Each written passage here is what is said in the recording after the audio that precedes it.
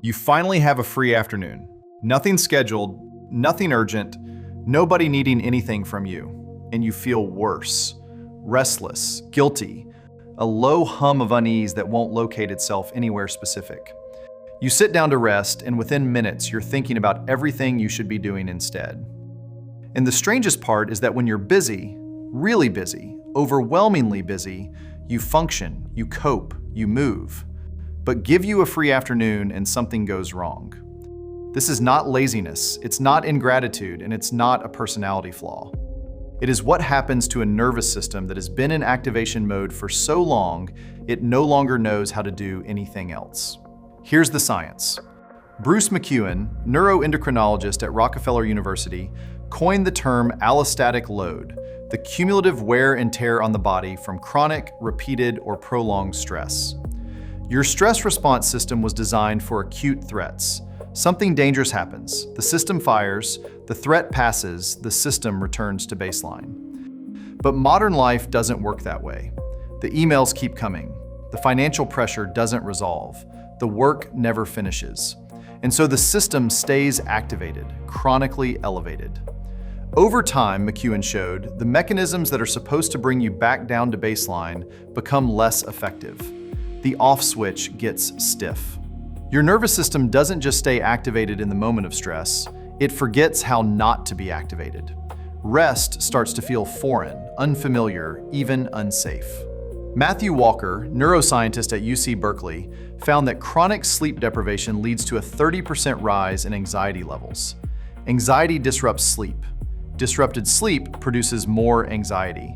The two systems amplify each other. By the time you get a free afternoon, your nervous system isn't ready for rest. Silence feels like a gap in the signal rather than relief.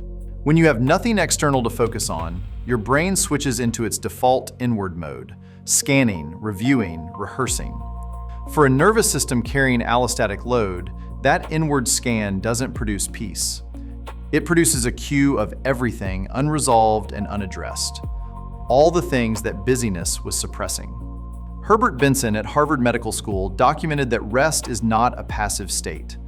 It's an active physiological response that has to be elicited.